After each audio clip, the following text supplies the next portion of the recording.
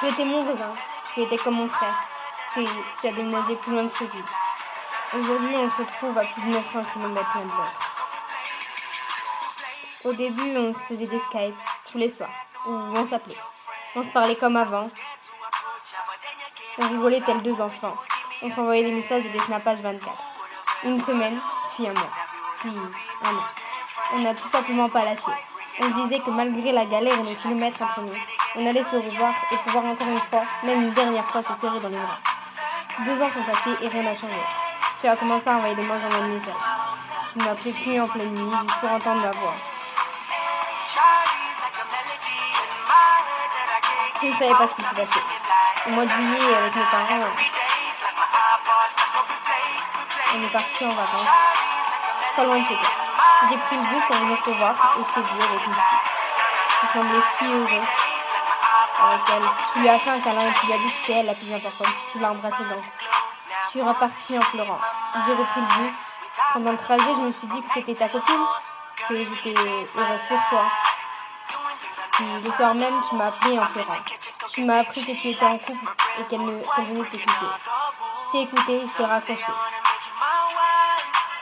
Au nez. Je t'ai pas décroché un mot. Tu m'as rappelé plusieurs fois, mais je t'ai ignoré. Tu m'as laissé plein de messages, je les ai ignorés aussi. J'étais tellement en colère contre toi. C'est même pas l'idée que tu étais en couple, mais l'idée que tu m'as complètement abandonné pour une fille qui t'a laissé au bout d'un mois. Durant toutes mes vacances, je t'ai ignoré. Je ne pensais pas que ça allait autant me déchirer. Puis tu m'as appelé et j'ai répondu. Tu m'as dit un petit allô bébé et j'ai démarré au quart de tour. J'ai commencé à te dire que je t'avais vu. J'étais venue te voir et que je t'avais vu dans ses bras. Puis je t'ai tout dit. Je t'ai dit que je ne voulais plus te voir, que pour moi tu n'étais plus personne. Tout à coup tu m'as crié de me taire et de t'écouter. Du coup, j'ai arrêté de parler et tu m'as dit. Je savais que tu étais là. L'autre jour, je voulais te rendre jalouse, mais c'était ma cousine, c'est tout. Je t'aime depuis toujours, mais je ne t'ai jamais rien dit par peur de te perdre. Je t'ai répondu que moi aussi je t'aimais, mais que la distance était trop dure pour moi et j'ai raccroché. Le lendemain, en bahut, à la sortie des cours, tu étais là. Tu m'attendais avec un énorme bouquet de fleurs. De suite, c'était dessus. Tu m'embrassais, puis quelques jours après, tu as dû rentrer chez toi. Ce jour-là, mon cœur s'est déchiré. J'appréhendais un peu ton retour, car là-bas, je ne pouvais pas être dans tes bras. Ça, ça n'allait pas. J'avais peur que tu en fréquentes une autre et que tu m'oublies. On s'appelait tous les soirs, tu me harcelais de messages mignons. On se snappait jour et nuit.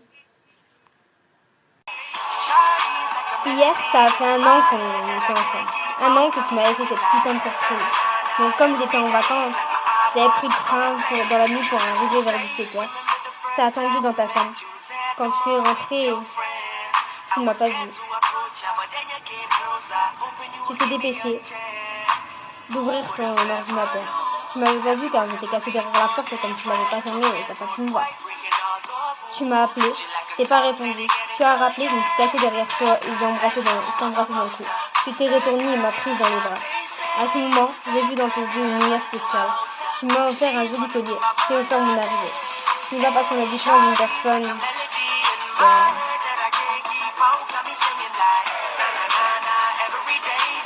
personne ne peut t'aimer. Ce n'est pas parce que tu habites loin de quelqu'un que des sentiments ne peuvent pas naître et grandir, tout simplement. La distance ne veut rien dire si les cœurs restent fidèles.